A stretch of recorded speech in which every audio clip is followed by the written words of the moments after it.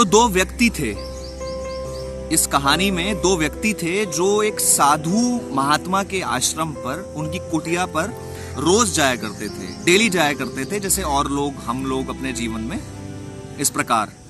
तो एक जो व्यक्ति था उन दो में से, वो हमेशा अपनी कोई ना कोई इच्छा, अपनी कोई ना कोई नीड के लिए जाता था और रोज अपनी एक नई इच्छा, एक नई फरमाइश उनके सामने रख दिया करता था और मन्नत मांग लिया करता था, मेरा ये काम वो काम। जैसे हम लोग मंदिर जाते हैं अपनी डेली लाइफ में, कॉमन लाइफ में। जो दूसरा व्यक्ति था वो हमेशा जाता था अपना पूजा अर्चना करके अपना वापस घर आ जाता था। तो ये जो शेड्यूल था, ये घटनाक्रम था, ये यूं ही चलता रहा कुछ वर्षों तक। तो एक बार की बात है, जो व्यक्ति कभी भी कुछ मांगता नहीं था और वो सिर्फ अपना पूजन भजन में ध्यान लगाकर वापस घर आ जाता था, एकाएक अचानक उसने आना छोड़ दिया। और साधु महात्मा थे जो, वो दूसरे व्यक्ति से पूछते हैं कि वो जो तुम्हारे साथ व्यक्ति आता था वो आजकल क्यों नहीं आता। तो वो साथ वाला साथी बोलता है कि ज्यादा तो मुझको नहीं पता, बस इतना सुना है कि वो जो गंगा का घाट है वो वहां जाकर के बैठता है, एक दो बार ऐसा मैंने सुना है। तो एक दिन साधु महात्मा जी अपना पूजा का जो भी नियम था उसको करके और उस वक्त पर वहां पहुंचते हैं, तो वो देखते हैं कि वो व्यक्ति वहां बैठकर अपना आराम से जल के पास, जो वहां पे गंगा थी, वहां बैठकर जल के पास में अपने ध्यान में, मतलब अपनी कुछ सोच में, अपनी जो भी चीज है उसमें लगा हुआ है। तो वो उसको पीछे से हाथ लगाते हैं और पूछते हैं कि तुम अब आजकल वहां आश्रम नहीं आते और क्या बात है ऐसी। और जब तुम नहीं आए तो मुझे थोड़ी सी मन में इच्छा हुई और मुझसे रुका नहीं गया और मैं यहाँ चला आया। तो उससे पूछते हैं दो तीन बार, पहले तो वो मना करता है कि नहीं ऐसी कोई बात नहीं है और इस तरह से। तो जब वो उसको थोड़ा जोर देकर पूछते हैं, क्योंकि वो तो साधु जानते सब थे लेकिन उसके मुंह से सुनने के लिए, तो वो जब उससे पूछते हैं तो वो बताता है कि मेरे जीवन में थोड़ी सी मतलब परेशानी और अपने जो भी समस्याएं होती हैं वो बताता है कि अचानक मेरे जीवन में थोड़ी सी समस्या आई, तो मैं थोड़ा सा कंफ्यूज हूं, परेशान हूं, क्या करना है क्या नहीं करना। तो साधु महाराज उसको बोलते हैं कि तू हमारे पास क्यों नहीं आया, जब कोई ऐसी समस्या थी, जब जीवन में तेरी समस्या नहीं थी तब तू खूब आया करता था, अब तेरी समस्या जब नहीं है। तो व्यक्ति तो भगवान के दर पर, किसी अपने गुरुजन के स्थान पर हमेशा भाग भाग करके जाता है, तो तूने ऐसा क्यों किया। तो वो व्यक्ति क्या बोलता है कि मैंने सोचा कि मैं जीवन में ज्यादा पूजा पाठ तो कभी कर नहीं पाया, आपके आश्रम आता था, थोड़ा बहुत भजन कीर्तन ये सब सीखने को मिलता था, थोड़ा पूजन में मन लग जाता था, ज्यादा जीवन में कुछ पूजा पाठ इतना कर नहीं पाया या वक्त नहीं मिला, जो भी परिस्थितियां रही। अब थोड़ी सी समस्या आ गई है और किस मुंह से मैं आपसे कोई चीज मांगूं, अपनी समस्या मैं किस मुंह से आपको कहूं। तो जब तक मेरी समस्या सुलझ ना जाए, तो मैंने ऐसा सोचा अपने मन में कि मैं तब तक आपको भी परेशान ना करूं, क्योंकि ये बात आपको भी पता ना लगे, इसलिए मैंने आपके यहाँ आना वहां छोड़ दिया। मेरी जो समस्या है जीवन की वो मेरे कर्मों के आधार पर है, इससे आपका कोई संबंध तो है नहीं, जो कि आपने मुझे बहुत कुछ सिखाया है जीवन के अंदर। पर इसका ये मतलब तो नहीं है कि जब मुझे कोई परेशानी आए तो मैं उस हर परेशानी को आपके साथ डिस्कस करूं, आपके साथ साझा करूं, आप भी परेशान होगे। तो जब परेशानी आई है तो एक ही व्यक्ति परेशान हो जाए, दूसरे व्यक्ति को परेशान करने की क्या जरूरत है, क्या नीड है।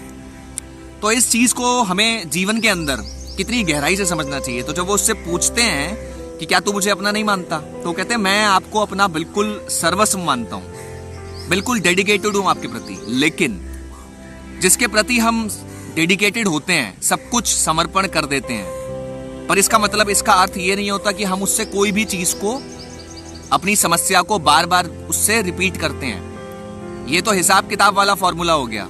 और हमेशा जो श्रद्धा होती है, डेडिकेशन होती है, समर्पण होता है किसी चीज के प्रति, चाहे वो भगवान हो, गुरु हो, कोई भी चीज हो, तो उससे हिसाब किताब का जो बदला होता है, वो वाली कहानी, वो वाली थ्योरी वहां अपनाई नहीं जाती। तो मैंने यही सोचा और यही सोचकर मैं गंगा के किनारे आकर अपना बैठ जाता हूँ शाम को, दिन में, जब भी मुझे वक्त मिलता है।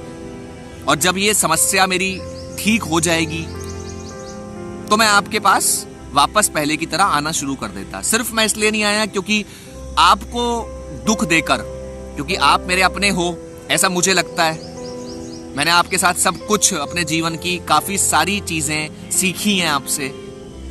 तो आपको एक परेशानी बता देना और उस परेशानी से आप भी एक परेशानी दुख की स्थिति में आ जाते, तो इस कारण से मैं अपने आप को अलग करके इस गंगा के घाट पर आकर बैठ जाता हूं। और आप यकीन मानिए, जब मेरी ये समस्या ठीक हो जाएगी तो उसी दिन से मैं आपके पास आना शुरू करूंगा।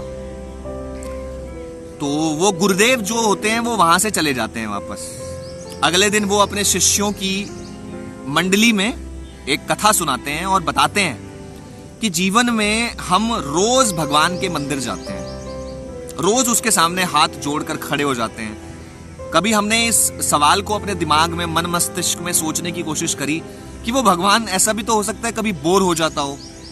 हम रोज एक ही फूड को अगर खाते रहें तो जीवन में कितना हमको बोरियत फील होने लगती है। That is the reason behind science. अभी हम अपने जीवन की हर व्यथा को रोज भगवान के साथ डिस्कस करें, रोज एक नई कहानी, रोज एक नया सपना। आज हमको ये कार खरीदनी है, भगवान से प्रे कर ली। आज हमारे जीवन में हमको ये चीज चाहिए, आज इसकी प्रे कर ली, आज इस चीज की कर ली। मतलब just like a dealing process with God in the temple premises. मंदिर के प्रांगण में रोज एक नई कहानी भगवान के साथ डिस्कस करनी। तो कभी कभी ऐसा फील, लोगों को ऐसा मन में इच्छा नहीं आती कि भगवान कभी बोर हो जाता होगा। अब लोगों की एक इच्छा रहती है मन में कि भगवान तो भगवान है, वो क्यों बोर होता होगा। नहीं, ऐसी कोई स्थिति नहीं है जीवन के अंदर।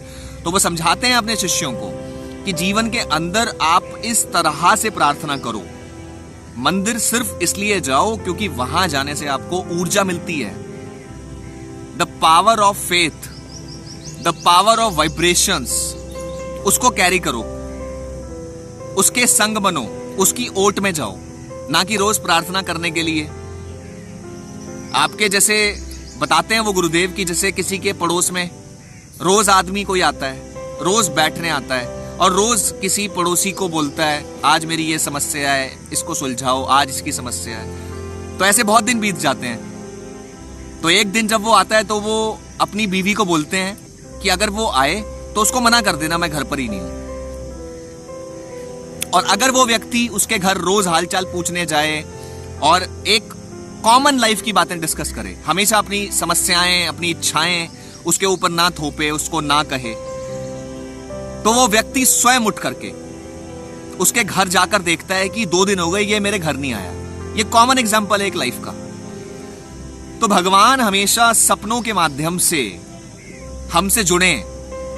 ऐसी पूजा करनी चाहिए, मन से पूजा करनी चाहिए। मंदिर में उस प्रकार अपनी पूजा का जो भी पैटर्न है उसको फॉलो करना चाहिए कि जब 2 दिन हम मंदिर ना जाएं तो स्वयं प्रभु सपनों के माध्यम से, जिसको सिक्स सेंस बोलते हैं, उसके माध्यम से हमसे जुड़ें और उस जुड़ाव में भगवान को फील हो कि ये भक्त परेशानी में है और सिर्फ इसी कारण से ये मेरे साथ नहीं आया, मेरे मंदिर दर्शन करने नहीं आया, ताकि ये मुझे अपनी परेशानी ना बताए, ताकि मैं परेशान ना हो जाऊं, मैं दुख में ना हूं। और जब ऐसी स्थिति पैदा होती है उसको फेथ कहा जाता है। That is called faith, that is called scientific faith. और होता क्या है, इससे बिल्कुल अपोजिट थ्योरी।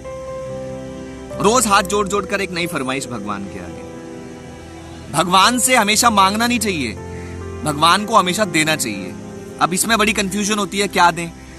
वैसे तो कुछ देने लायक है नहीं, लेकिन अपनी गंदी आदतें, अपने दोष जीवन के, आज मैं आपके मंदिर आया हूं, आज मैं आपसे प्रार्थना कर रहा हूं, अपनी प्रार्थना कर ली, भगवान का पूजन कर लिया।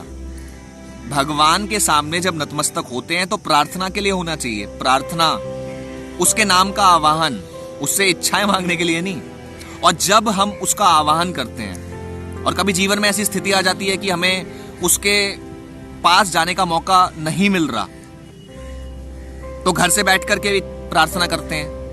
तो प्रार्थना अपनी किसी इच्छा को मांगने के लिए कम से कम करें, लिमिटेड करें, उसका आवाहन करें, उसके मंत्र, उसके पाठ।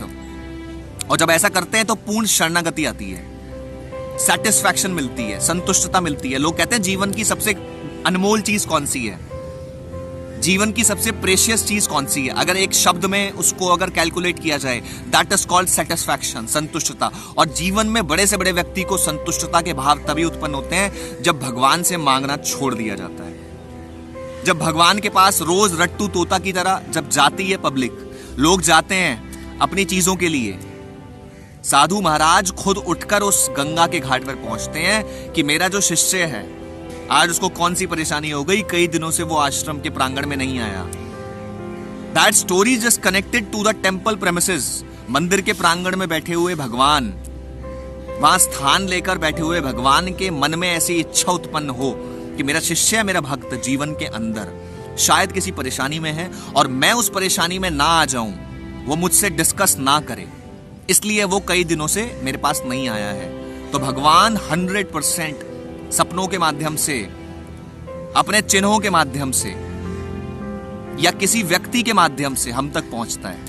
और जब वो हम तक पहुंचता है, इसका मतलब पूर्ण शरणागति का भाव हमें मिल जाता है।